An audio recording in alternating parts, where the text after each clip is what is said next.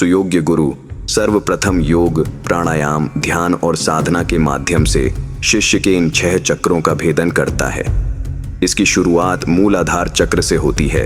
प्रत्येक चक्र के भेदन पर शिष्य को विस्मित और चकित कर देने वाली सिद्धियां प्राप्त होती जाती हैं। मूलाधार चक्र। सुषुम्ना नाड़ी के सबसे निचले भाग में मूलाधार चक्र स्थित होता है। इसकी स्थिति गुदाद्वार एवं जननांगों के बीच बताई गई है। योग शास्त्रों में इसे चेतन शक्ति का प्राण ऊर्जा केंद्र कहा गया है। शरीर के इसी आधार केंद्र में कुंडलिनी महाशक्ति कुंडली मारे प्रसुप्त मुद्रा में दबी पड़ी रहती है और यौगिक साधनों के माध्यम से जागृत होने पर षट चक्रों का भेदन करती हुई सहस्त्रार की यात्रा करती है तथा अनेकानेक अतीन्द्रिय दिव्य क्षमताओं का गुप्त भांडागार साधक के सामने खोल देती है। मस्तिष्क को प्राण विद्युत के शक्ति धारा की आपूर्ति इसी केंद्र के माध्यम से होती है। वैज्ञानिकों ने इस केंद्र का संबंध प्रजनन ग्रंथियों से जोड़ा है। यह वह शक्ति केंद्र है जिसमें काम वासना की अधिकता होती है और इसे साधित, नियंत्रित एवं परिष्कृत करके उच्च स्तरीय शक्तियों का स्वामी बना जा सकता है। मूलाधार चक्र की साधना करने वाले साधक वीर्यवान एवं ओजस्वी तथा तेजस्वी बनता है। वह अद्वितीय एवं अनुपम मेधा शक्ति का धनी प्रतिभावान व्यक्तित्व वाला होता है। सौंदर्य लहरी में आदि शंकराचार्य कहते हैं कि मूलाधार चक्र में स्थित कुंडलिनी शक्ति को सावित्री भी कहते हैं। इसकी आराधना करने वाला यानी इस चक्र का भेदन करने वाला साधक ऐश्वर्यवान बनता है, क्योंकि इस अखिल विश्व ब्रह्मांड का वैभव इसी शक्ति युग्म के हाथ सन्निहित है। स्वादिष्ठान चक्र। मूलाधार चक्र के ऊपर स्वादिष्ठान चक्र आता है। नाभि चक्र के नीचे पैढू के पास स्वादिष्ठान चक्र स्थित होता है। इसे जीवनी शक्ति का केंद्र भी कहा जाता है। वैज्ञानिकों ने इसे एड्रिनल ग्रंथि माना है और कहा है कि यह भाग वीर्य रक्षा एवं जीवनी शक्ति के पोषण लक्षण का प्रमुख केंद्र है। स्वादिष्ठान चक्र की साधना करने से काम वासना पर नियंत्रण साधता है और साधक ब्रह्मचारी और ऊर्ध्वरेता बनता है। स्वादिष्ठान चक्र में रुद्र ही अग्नि बनकर निवास करते हैं। इस चक्र का भेदन करने से साधक पंच विद्याओं में निष्णात हो जाता है।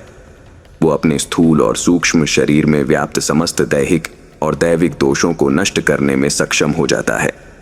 मणिपूरक चक्र। स्वादिष्ठान चक्र के ऊपर मणिपूरक चक्र आता है। मनुष्य के शरीर में हृदय से नीचे नाभि के स्थान में मणिपुर चक्र स्थित होता है।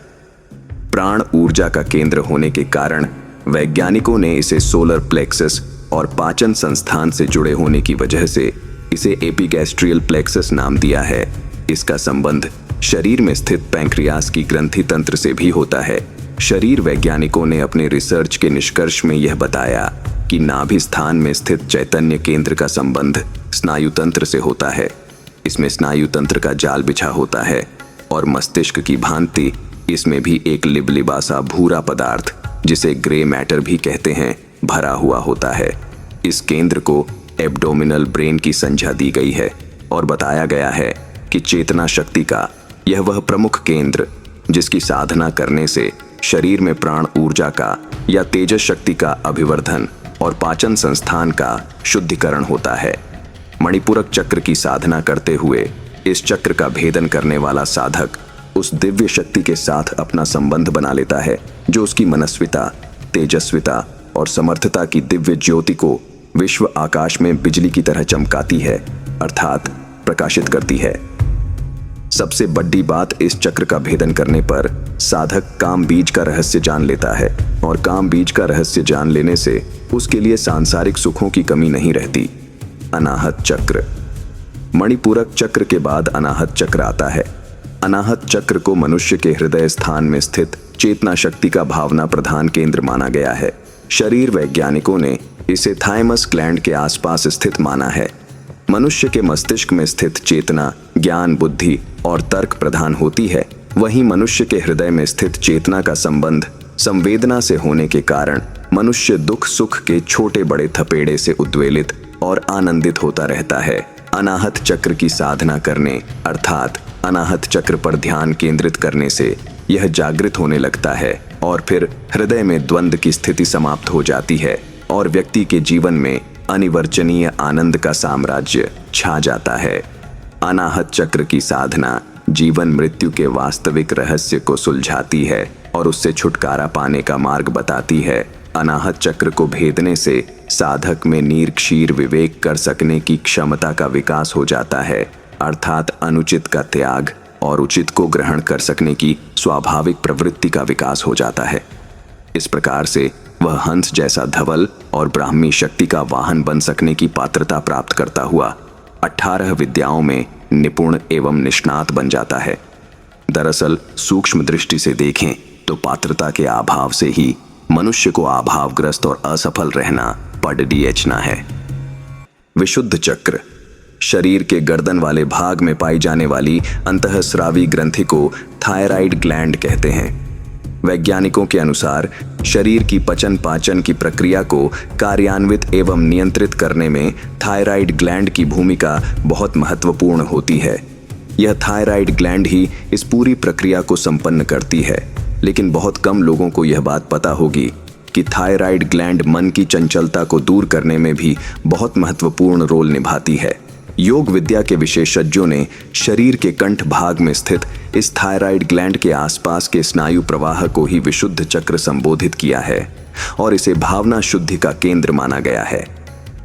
मानसिक असंतुलन को दूर करने के लिए इस विशुद्ध चक्र का शोधन परम आवश्यक माना जाता है। गर्दन के निचले भाग में स्थित इस विशुद्ध चक्र पर ध्यान करने से भूख प्यास, सुख दुख और इन सब के कारकों पर विजय प्राप्त की जा सकती है। आवेशजन्य गतिविधियों पर नियंत्रण भी इस चक्र की साधना यानी इस चक्र पर ध्यान करने से प्राप्त किया जा सकता है। विशुद्ध चक्र के बारे में शंकराचार्य कहते हैं कि विशुद्ध चक्र में स्वच्छ स्फटिक जैसे शिव के साथ उनकी कार्य शक्ति के रूप में निवास करने वाली तुम महाशक्ति को नमस्कार है। यह संसार तुम्हारी ही ज्योति से अज्ञान रूपी अंधकार से छुटकारा पाकर आनंदित होता है। इस चक्र का भेदन करने वाले साधक के हृदय में निरंतर आनंद और उल्लास की अनुभूति होती रहती है, मानो उसने परम आनंद की प्राप्ति कर ली हो। ऐसे व्यक्ति का केवल सामीप्य आपको प्राप्त हो जाए तो हमेशा उसी के सानिध्य की इच्छा बनी रहेगी। आज्ञा चक्र सहस्त्रार चक्र के नीचे दोनों भौहों के बीच में आज्ञा चक्र स्थित होता है। इसे दिव्य दृष्टि या तीसरी आंख भी कहा जाता है। शरीर वैज्ञानिकों ने आज्ञा चक्र की संगति पीनियल ग्रंथि से बैठाई है, जिसे मास्टर ग्लैंड भी कहा जाता है। इस ग्रंथि से निकलने वाला रसायन पूरे शरीर के ग्रंथि तंत्र को प्रभावित और नियंत्रित करता है। पीनियल ग्लैंड के परिष्कार से कई प्रकार के शारीरिक और मानसिक रोगों का निराकरण हो जाता है। मन में उठने वाले कई प्रकार के आवेगों और आवेशों का नाश करने वाला यह केंद्र एक बार अगर जागृत हो जाए तो वह साधक को ऊर्ध्वरेता और दिव्य दर्शन की क्षमता प्रदान कर देता है। तीसरा नेत्र जब खुलता है तो उससे गुप्त और प्रसुप्त अतीन्द्रिय शक्तियों के जागरण का विशेष ज्ञान साधक को वैसे ही प्राप्त हो जाता है, सहज में ही। उस समय बहिर्मुखी प्रवृत्ति का स्थान अंतर्मुखी स्वभाव ले लेता है और ऐसा व्यक्ति किसी भी क्षेत्र में प्रगति कर सकता है और उसके चरमोत्कर्ष पर पहुंच सकता है। ब्रह्मरंध्र में स्थित पंचों चक्रों का भेदन करता हुआ साधक जब छठे चक्र यानी आज्ञा चक्र का भेदन करता है तो उसकी दिव्य दृष्टि जागृत हो जाती है। शंकर जी की तरह कामदेव को जला देने में समर्थ अग्नि रूप तीसरा नेत्र भ्रिकुटी स्थान में स्थित आज्ञा चक्र ही तो है। दिव्य ज्ञान की समस्त भूमिकाएं इसी केंद्र से उपजती हैं। अधोस्थान में जननेन्द्रिय मूल में पडिडी ही हुई। इस महाशक्ति को उबार कर जो इस आज्ञा चक्र के शीर्ष स्थान तक पहुंचा देता है वह साधक धन्य हो जाता है। सहस्रार चक्र इन सब चक्रों के ऊपर मनुष्य शरीर के कपाल के ऊर्ध्व भाग में स्थित सहस्रार चक्र के बारे में शंकराचार्य जी कहते हैं कि विद्युत धारा की तरह इन 6 चक्रों से होती हुई ऊपर सहस्रार कमल में तुम जा विराजती हो। सूर्य चंद्र और अग्नि तुम्हारी कला पर आश्रित हैं। मायातीत जो परात्पर महापुरुष हैं तुम्हारी ही आनंद लहरी में स्नान करते हैं। इन 6 चक्रों के भेदन के दौरान प्राणवायु ब्रह्मरंध्र अर्थात सुषुम्ना नाधि में ही गति करता है। इन 6 चक्रों के भेदन के पश्चात गुरु अपने साधक शिष्य से वो साधना करवाता जो उस महासर्पिणी परम शक्ति कुंडलिनी को जागृत करती है। षट चक्र भेदन एक तरह से कुंडलिनी शक्ति के महापट का निर्माण है। एक बार जब कुंडलिनी शक्ति जागती है तो ब्रह्मरंध्र में षटचक्रों से होती हुई विद्युत गति से सीधा सहस्रार में जा मिलती है। ऐसा होना उस मनुष्य के जीवन के साथ साथ इस ब्रह्मांड की भी दुर्लभतम घटनाओं में एक होता है, क्योंकि यह पराशक्ति का उस परात्पर पुरुष से मिलन है जो एक मनुष्य शरीर द्वारा संभव होता है।